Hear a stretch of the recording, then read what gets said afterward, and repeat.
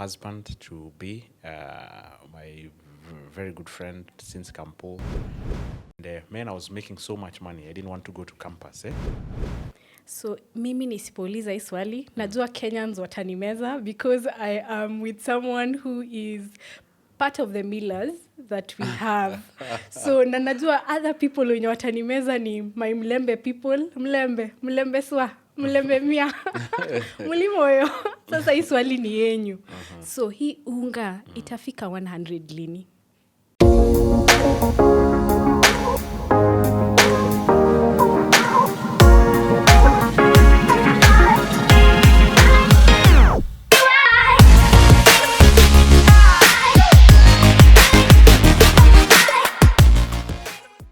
Hi everybody, karibuni sana. I'm your host Joyce Cheruto. This is an amazing show where we talk to pacesetters, change makers, and leaders in their own rights who are doing amazing things here in Kenya. And today we are with a business mogul. Mtamuona tu. So for those who have been tuning in, asanteni sana for the support, and for the new subscribers, karibuni sana, feel at home. I hope you guys will be inspired by our content. So Leo, we have someone who in 2018, he was nominated for the top 40 under 40. He is one of the youngest executive directors in the country. He is none other than Joseph Choge. Karibu sana, Joseph. Asante, Joyce. Sikuwa nataka kufanya kutoboa all the secrets about what you're doing, but I know you're really doing amazing things in the business world. Ndio nimekuita business mogul. Ama ningekuita tycoon. I think moguls are the ones that actually hold the whole basket of money. Yes. Yeah. But we just lead business. Yeah. Yeah. Karibu sana to our show. Asante. This is the first time I'm hosting my village mates in this show. It's good to be here. Good to be the village mate, you know? Yeah, good to have you over. Asante. Sasa, let's deep dive into the conversation. So let me tell you, Joseph, Mimi, I have a very great fear. Every time I'm on a motorbike, kwanza ianze tu kwenda hata si speed mingi, ianze kwenda 80 kilometers per hour. Yeah. My heart tells me, shuka ama nishuke, simama ama nisimame. Yeah? So the adrenaline, I really cannot handle. Yeah. So when I read that you own a 1000cc BMW motorbike, nikashanga, wow, okay, so tell us about your passion for biking. Yeah, I love bikes. What do you fear? You know? Unajua kuna protection huku na huku sika gari the way, and then you have a 1000cc. That's like a small car, like the engine power. Yeah. Hey, So it's you falling like this. Ogopi miguu itaenda. So one thing I normally say, you have to be a responsible biker, yeah, and then you take the necessary precautions. You wear your helmet, you wear your gear and all that. So don't you asked me earlier in a different segment about fear. Yeah. Why do you let fear stop you enjoying your life, right? Yeah. So I enjoy my bike. I enjoy riding. It's something that helps me unwind. And just the sound of that rev gives me goosebumps. The feeling of the wind against your face. Yes, as you cruise. That's just amazing. Yeah. And I think ever since after Form 4, I was in a bike to date. Yeah. And in fact, as we speak, I'm actually thinking of upgrading my bike to a different one. A bigger engine. A bigger engine, probably 1800cc. Yeah. Guy, kavits ama viti inakuanga 1500. Ama ni gari gani inakuanga 18? Oh my goodness. Vits ni kama 1300 ama na kuna ya 1000, yeah. But let's enjoy life. Let's enjoy life, yeah. Do the things that give you joy. You know, after every day that we toil and hustle and do all the works, you know, we need to go back and refresh ourselves, the state of mind, and just be free. Yeah. That's my free space. Wow. Yeah. That's your pastime. That's one of my pastimes. Yeah. Okay. Yeah. So let's get to know Joseph a little bit. How would you like to describe yourself to someone who's listening to you for the first time? Ah, I know most of you people got to, for those who are wondering, najua mnashanga mnaona Joseph, you're like, this guy looks familiar. Msijali, endeleni tu kusikia, because in 2021 is when he came to the limelight, and you'll get to know. So yes, continue. what happened in 2021? Then you'll get to know. Okay. No, how would somebody describe me? I'm a father. Yeah, it's I think it's my most privileged, opportunity to be a father to those kids. It gives me so much joy every day, and it's the reason I grind. Yeah, and then a husband to be, my very good friend since Campo. Beyonce. This year, yeah. Okay, Brenda, sorry. Okay, yeah. So this year is going to be 15 years of marriage. Amazing. We can't wait to celebrate in October. So just next month. I'm excited, looking forward to that. Yeah, and besides that, somebody would describe me as a business leader in the country, having led several organizations. Today, I am the group managing director for Unga Group PLC, makers of both human and animal nutrition, great products like Akina X chapati na sio X. Wale listeners wako wanafikiria I mean X chapati. Yeah, Not your Twitter, the X. sio hiyo, yeah. Yeah, kina Jogo and the likes. So yeah, excited to be leading a PLC, a public listed company, at a younger age. Yeah, back in the day, I think my life started in Kitale, our village, right? Yes. Yeah. So grew up in Kitale, then went to primary school in Turkana, a place called Lokichar Primary School. Man, that was a tough one. Hardship. So that's why I never take life for granted. Yeah? Did my KCP from there. Passed and went to a high school called Litain in Kericho, and then from there I went to Campo, University of Nairobi, where I met B. Yeah, so I normally say I graduated with 2 degrees, the girl, and a BSc in mathematics. Yeah. So in a nutshell, that would be me. Yeah, unless there's a detail that you'd want to know that I've left out. No. Yeah. That is really awesome. Yeah. 15 years, 4 kids. Yeah. Wow, Yeah. wonderful. Yeah. And so many achievements. Yeah. So what I just want to know about your childhood, is there a childhood memory that you have that you think has made you the person that you are today, the business mogul that you are today? So I'd go back to when I was selling milk. So when I was living in Kitale, mom would wake us up wee hours of the morning, would milk the cows, and then would go across to a place called Kwagatua to go and sell milk. Unajua huko. Watu wa Kitale, I'm sure you guys can relate. So I'd go to Kwagatua with jerrycans of milk in my hands, together with my brothers and sisters, and would go and sell, by cup, door after door. Yeah. In fact, my friends from the Luya community, we lived together, and I even learned one. I would knock a door and say, "Kama vere," that means milk, And then somebody would say, "Chisendi mbaota," there's no money today, and I would move to the next door. Yeah. Wow. And would met a lot of people in the community, sold my milk. So I think that made me graduate into actually selling my own milk. I would go to Cherangani and buy, and starting to sell in this side of town, buy at 5 bob a cup, sell at 10 bob a cup. And I was making so much money. I didn't want to go to campus, like you'd have known in some different quarter. And that taught me the value of taking care of money, the value of running a business, looking at end-to-end, taking care of the customer. And I think that's a key memory that defines who I am today. Wow. Yeah. That is such a key memory because it has really defined the business person that you are today. Absolutely. Yeah, really doing. Do you think you'd go back to selling milk? I would actually. At a larger scale, probably, not door to door. I would. If I had the capital to put up a plant and process milk, to be able to avail it to our consumers across the country, why not? And I think it's an opportunity area in this country. There are not many large-scale producers of packed milk.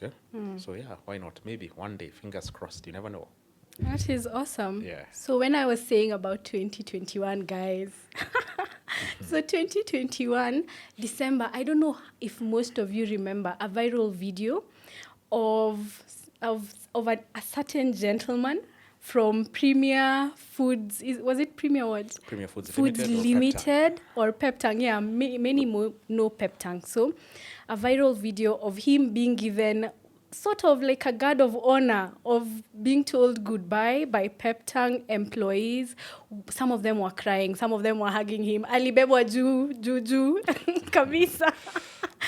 So yeah, that is the memory that we have of you. To be honest, the internet never forgets, and I'm sure even you'll never forget that time. So being celebrated by your employees, that is something, it goes out to show that your people management skills are up on top. Yeah. And we are wondering, for most people, that is really a tall order, managing people. So how do you do it? How do you do it? So Joyce, I think that was a humbling experience for me. Didn't expect that at all. It's a moment that will stay with me for the rest of my life. One thing I say is, you take care of people and they take care of business, right? That's my fundamental basis of what I do. And knowing where I came from, how I was brought up and everything, I never look down upon anyone. Everyone has a role to play in this life. Yeah. So I think how we work with people, how you treat people, how you walk in and just say hi. Nobody never feel like the power gets into your head that you're a boss and people are little and things like that. Yeah. Yeah. So for me, we're in this together. We came for a purpose. The vision is clear where we are going. We are a team rallying. You just need to rally your team behind the cause, and you go for it. Yeah. Reward your people. Take care of your people. If it's about equipment that they need, if it's about the kind of dressing that they need to be able to execute their jobs, then provide those. Because the greatest asset that you'll have in an organization is actually your team, is actually your people. And if you don't take care of them, then everything else just goes into a toss. Yeah. So as much as possible, value your people and treat them the way you'd want to be treated. Yeah, and the rest will fall in place. I like what you've said, that you just value your people, because one of the ladies in that interview in December 2021, I remember her saying that you had started a program in Peptang where you were paying for school fees for bright children of the employees in Peptang, and they were hopeful that the next person coming in will continue with that program. So that goes a long way to just show how you really valued the employees in Peptang. Yeah, that is so awesome. Asante. So it's a challenge to every leader out there. Yeah, just take care of your guys. They'll take care of you. The results will just come. Yeah, that is nice. Yeah. So you have a track record of being a business turnaround expert.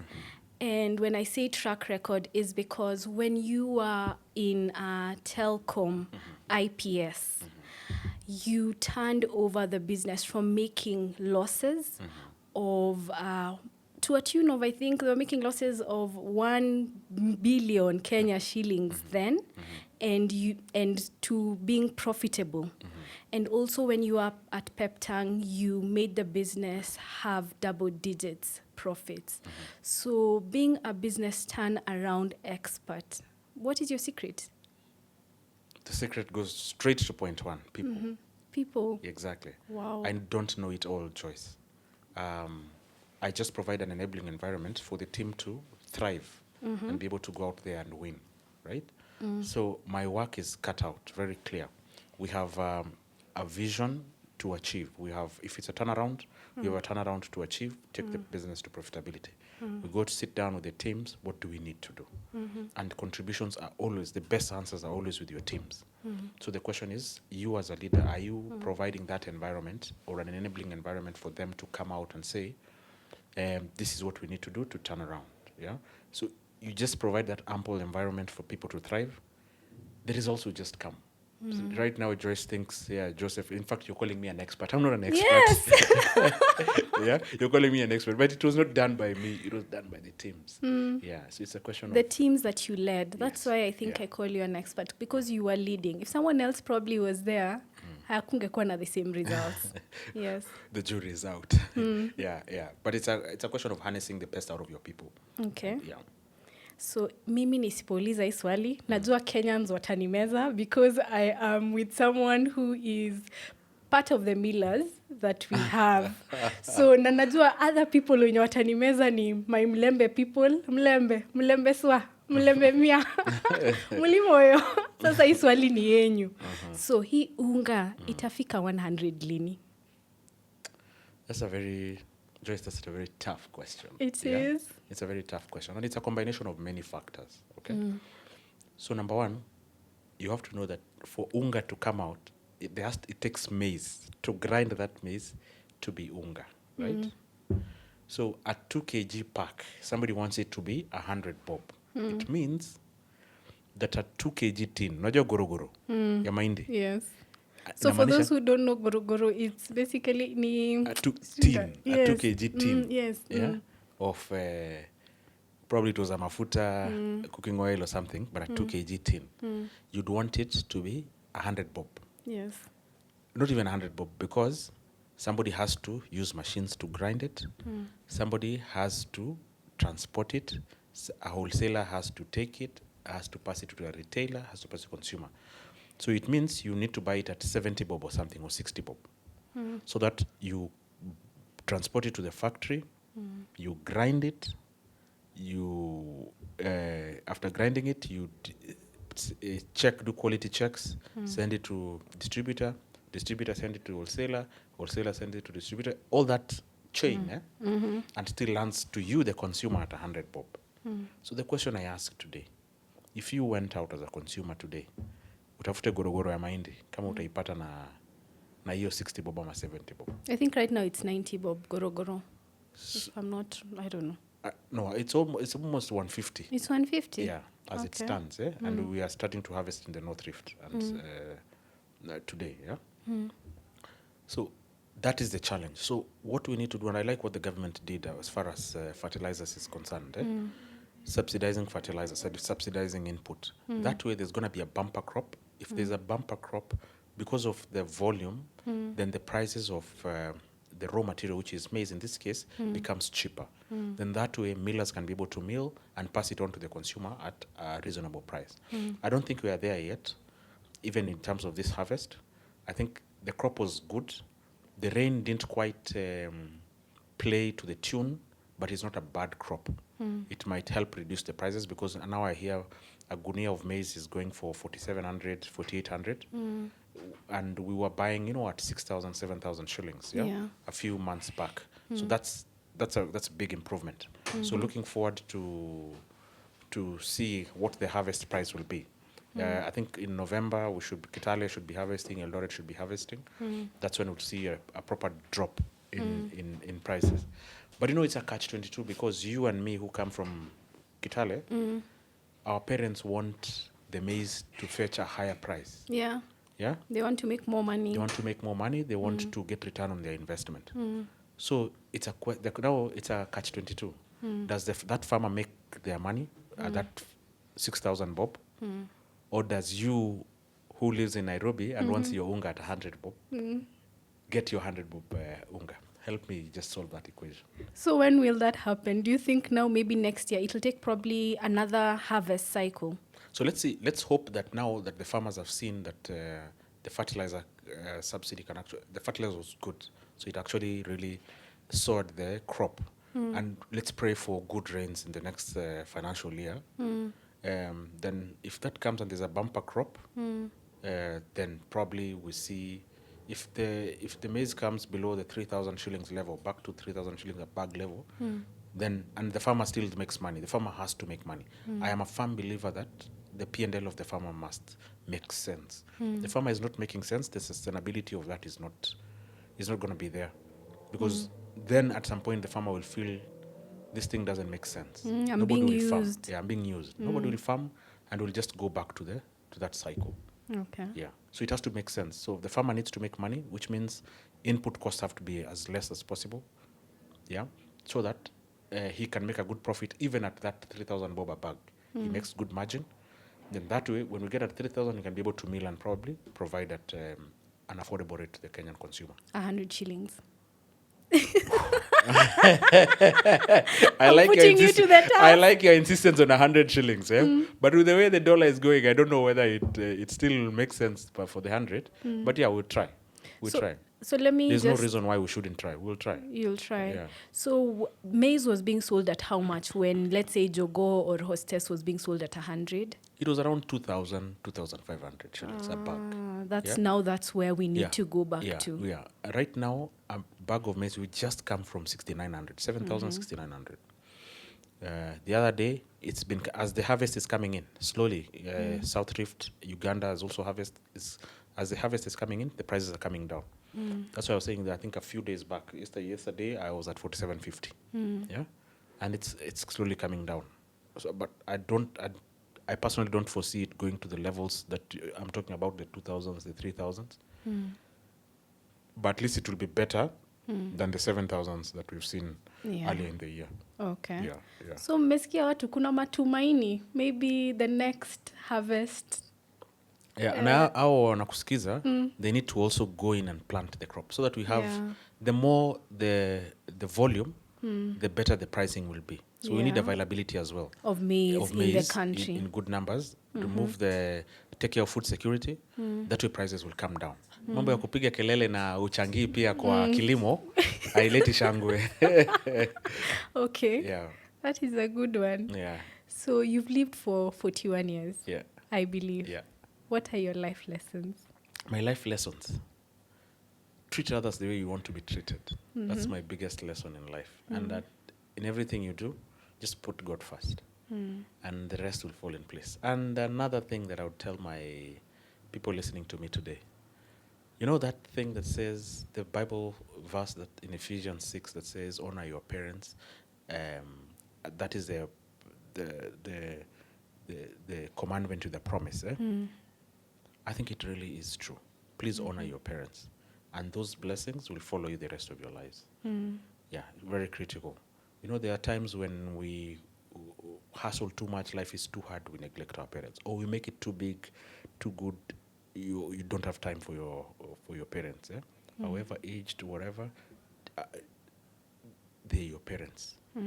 It's the only commandment to the promise. Don't breach it. Honor your parents. I like it. Yeah. So your life lessons are treating others the way you want to be treated, and being spiritual, being guided by your faith, and also honoring your parents. That is wonderful. Yeah. That is wonderful. Yeah. So what is your parting shot to someone who wants to start a business and they don't know where to start? You can speak directly to that camera.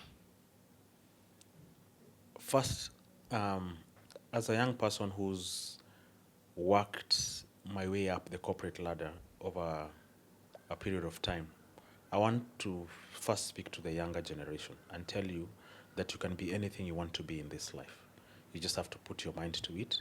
Write it down. This is what I want to be. I want to be a CEO at some point. I want to be that member of parliament, a governor, president of this country. Just write it down and work towards it. You can be anything you want to be. A kid from Lokichar, a kid from Kibagenge, sits at the helm of a listed company in the Nairobi Stock Exchange today. I never thought it was going to happen. I never thought, near a dream. But I'm here to tell you anything is possible. Just work hard at it. And for those who would want to start a business, have a plan. Just draw your plan, do a market survey, do a proper market survey of what you want to do. Analyze from a profitability perspective. Most of the time we look at the revenue. For example, milling. Milling today, is a volume business, because you think a lot of people are eating ugali. So you look at a good customer base. But the question is, how are the margins in that business? Ask yourself, yeah? If you're buying at 100 bob and selling at 101, that's just 1% margin, yeah? So have you done your math to see that the margins of your business actually make sense? So do that. Have a plan, have a clear plan. You can test out your plan with I like practical testing with whatever product prototype that you have. Go out and try it out. You'll fail sometimes. And I want to tell you, failing is part of the game. It's part of the learning. Pick up the learnings, run with it, and one day you'll stand as a testimony that actually running your own business works. I wish you the best as you go out to kill the hustle. All the very best. I like that. You've told them to go out for their dreams and have a plan. Absolutely. Yeah, a plan is important. Yeah. Huwezi enda tu. Chora plan, now execute. Game over. Yeah. Wow. Yeah. That is wonderful. Yeah, Thank you, Joseph, for your time. My pleasure. Thank you very much for hosting me today. We loved it. I loved it. So thank you guys for tuning in. I hope you guys enjoyed it. And if you did, like, share, subscribe, because it goes a long way into supporting what we are doing. Peace. Thank you.